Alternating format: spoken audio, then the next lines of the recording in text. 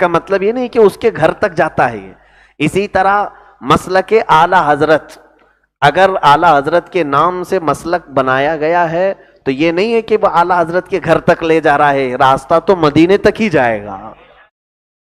غریب نواز کے نام سے اگر اس راستے کو ہم نے موسوم کیا ہے تو اس کا مطلب یہ نہیں ہے کہ غریب نواز کے گھر تک جا رہا ہے، بلکہ انہوں نے مدینے تک پہنچانے والا ہی راستہ ہمیں بتایا ہے. تو یہاں ناموں کے ٹینشن میں نہ رہیں کبھی بھی. کچھ لوگ اس میں ورغلاتے ہیں، دھوکہ دیتے ہیں، اس سے کوئی فرق نہیں پڑتا.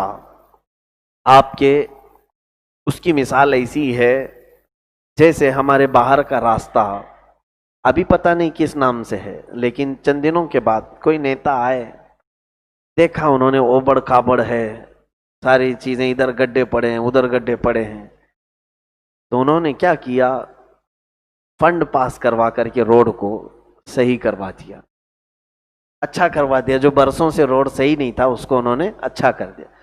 تو بیچارے اچھے صاحب تھے جنہوں نے روڈ اچھا کیا، ان کو اپنے نام سے مطلب نہیں تھا، لیکن محلے والوں کو وہ سارے اتنے امپریس ہو گئے ان سے کہ برسوں سے ہماری گاڑیاں کھڈوں میں گرتی تھیں، یہ صاحب آئے بیچارے، انہوں نے اپنے اتنی محنت سے یہ روڈ صاف کروایا اور پھر اچھا بنایا. تو سارے لوگوں نے مل کر کے ان کے نام کا ایک بورڈ لگا دیا. ہوتا ہے نہیں ہوتا ہے ایسے؟ ان کے نام کا ایک بورڈ لگا دیا. انہوں نے نہیں لگایا بلکہ لوگوں نے لگایا. ایسے ہی میرے عزیزو، صراط مستقیم وہی ہے جس پر میرے آقا چلے، صحابہ چلے، اولیاء چلے. لیکن اس راستے پر کبھی کبھار لوگ خرافات ڈال کر کے کھڈے پیدا کر دیتے ہیں. ہاں، الٹی سیدھی رسمیں لاتے ہیں، اسی شریعت میں کچھ ایسی ویسی چیزیں داخل کرنے کی کوشش کرتے ہیں. تب پھر کوئی ولی کامل آتے ہیں، کوئی مجدد اسلام آتے ہیں، وہ اپنی محنت سے ان تمام کھڈوں کو بھر دیتے ہیں، نکال دیتے ہیں. یہ خرافات اسلام میں نہیں ہے، یہ بدعات ہے. ان تمام چیزوں کو انہوں نے صاف کر دیا.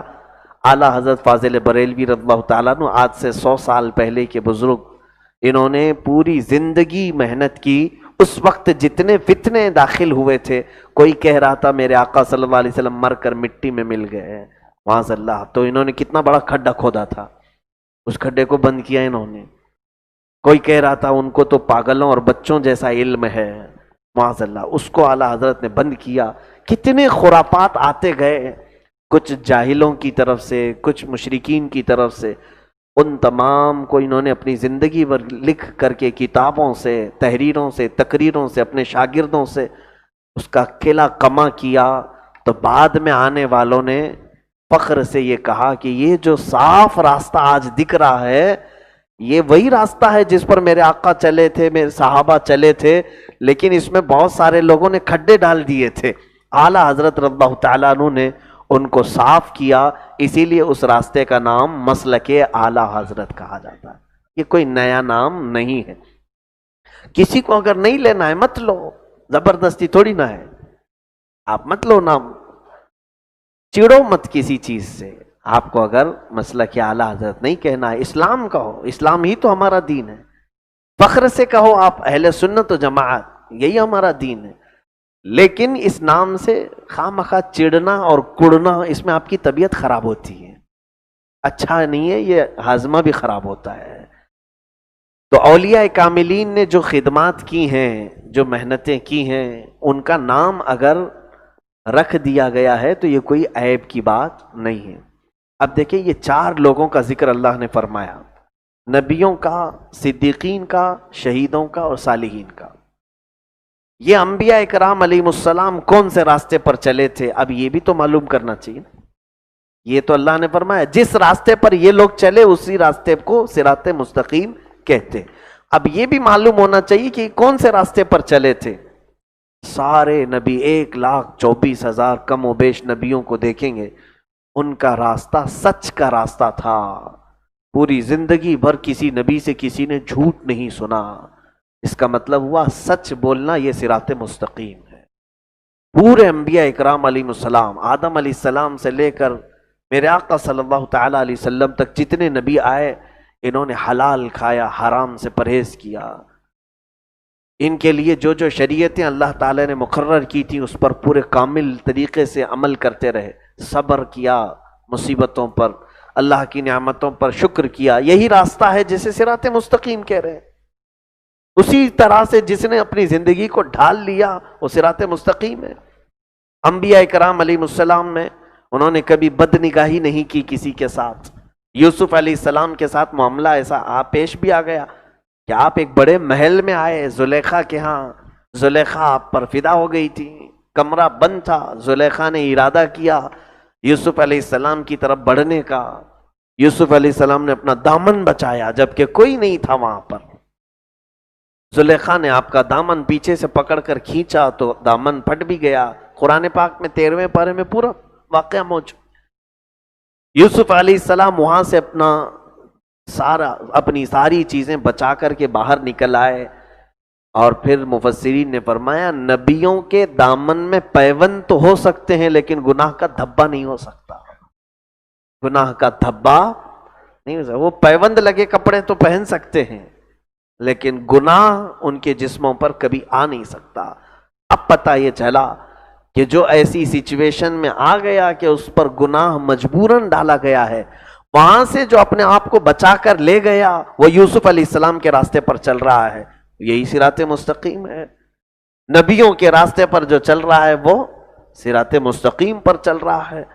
ساری دنیا تم سے روٹھ گئی، سارے لوگ تمہیں پریشان کرنے لگے، ان حالات میں بھی اگر تم صبر کے ساتھ میرے مولا کے حضور حاضر رہے، نوح علیہ السلام کے راستے پر چلے آپ، اور بیماریاں جکڑ لیں اتنی کہ تمہارے جسم میں بخار، ہر طرح کی بیماریاں آ گئیں، اور اس وقت بستر پر تم لیٹ کر الحمدللہ کہتے ہو، گویا کہ ایوب علیہ السلام کے راستے پر چل رہے ہو۔ نبیوں کا راستہ یہی ہے، ایوب علیہ السلام کے راستے پر چلے۔ جوانی ختم ہونے کو آ گئی، بڑھاپا قریب میں آ رہا ہے، کوئی بچہ نہیں ہوا جب تک آپ صبر کرتے رہ گئے ہیں۔ کبھی آپ نے شکایت نہیں کیا مولا سب کو دے رہا ہے مجھے کیوں نہیں دے رہا ہے، میں نے کون سا گناہ کیا تھا، یہ جملے نہیں آئے تو آپ نے ابراہیم علیہ السلام کے راستے کو چنا۔ 90 سال کی عمر تک بیٹا نہیں تھا، زکریا علیہ السلام کے راستے پر آپ چلے، بڑھاپا ہو گیا تھا، کوئی اولاد نہیں ملی تھی، تو آپ کو اگر اولاد نہیں ہے اور صبر کر لے گئے، چاہے وہ مرد ہو یا عورت ہو، صبر کر لے گئے تو سمجھ لینا کہ آپ نبیوں کے راستے پر ہیں، اور اسی راستے کو کیا کہتے ہیں؟ صراط مستقیم۔ اتنا سمجھ لینا کہ اگر صبر مل گیا تو آپ یہ تصور کر لینا کہ میرا اہدنا الصراط المستقیم کہنا مولا نے قبول کر لیا ہے۔ میں تو دعا کرتا ہوں اے اللہ ہمیں سیدھا راستہ چلا۔ سیدھا راستہ کون سا ہے؟ نبیوں کا راستہ ہے۔ ابھی میں صرف نبیوں کی بات کر رہا ہوں، نبیوں کی بات کر رہا ہوں۔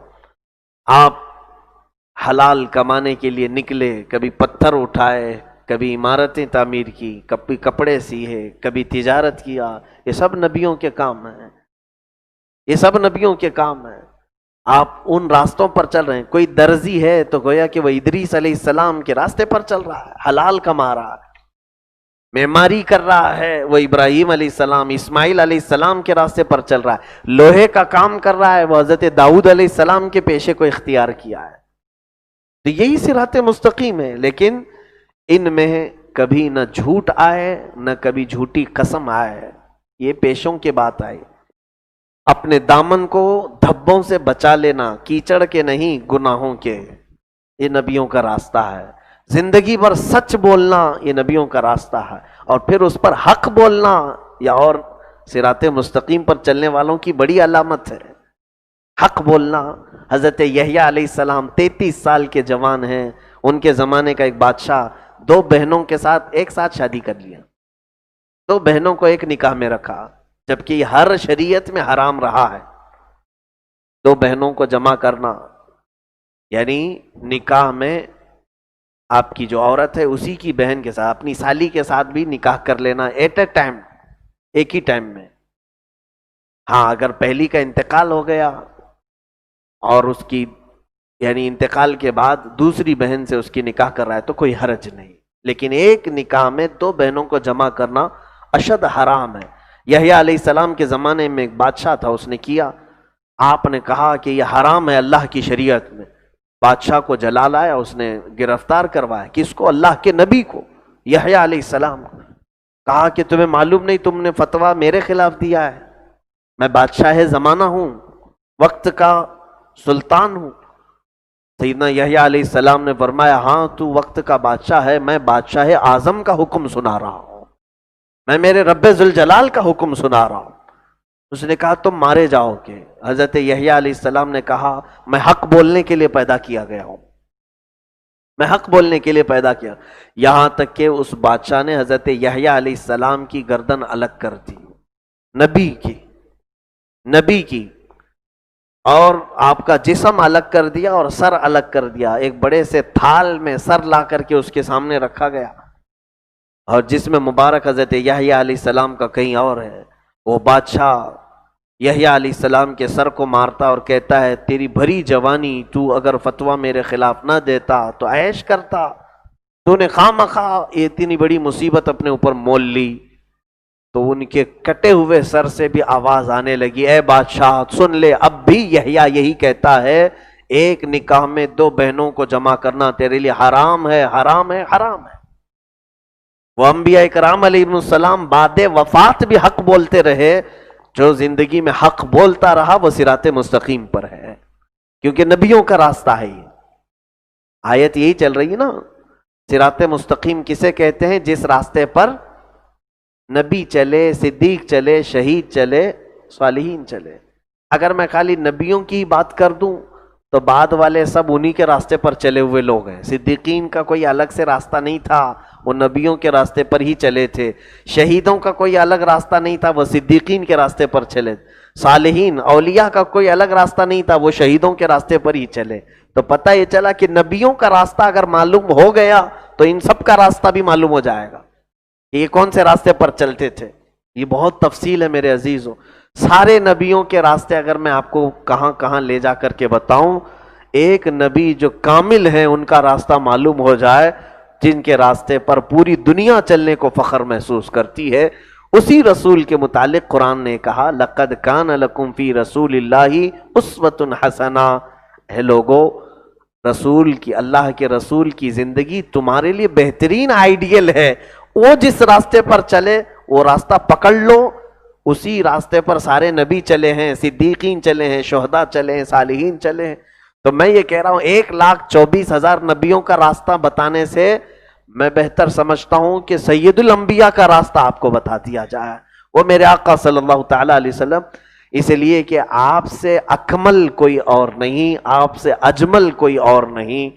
آنچے ہما خوباں دارند یا رسول اللہ تو تنہا داری، کہا گیا ہے وہ سارے نبی جتنی خوبیاں رکھتے تھے وہ ساری خوبیاں ایک ذات میں اللہ نے جمع کر دی ہے۔ حسن یوسف دم عیسیٰ ید بیضا داری، آنچے خوباں ہما دارند تو تنہا داری۔ اور پھر میرے آقا صلی اللہ علیہ وسلم کے متعلق یہی تو کہا ہے امام اہل سنت نے کہ ذات ہوئی انتخاب، وصف ہوئے لاجواب۔ کتنے تعریفیں، کتنے اوصاف ہیں میرے آقا کے وہ پتہ نہیں ہے، لیکن ایک ذات میں ہے یہ سب۔ نام ہوا مصطفیٰ تم پہ کروڑوں درود، حیراں ہوں میرے شاہ میں کیا کیا کہوں تجھے۔ اب اس رسول کا راستہ معلوم کرنا ہے، اب یہ آپ کی ذمہ داری ہے۔ ہماری شارٹ محفل میں اتنا لمبا راستہ میں بیان نہیں کر سکوں گا۔ جو صراط مستقیم ہے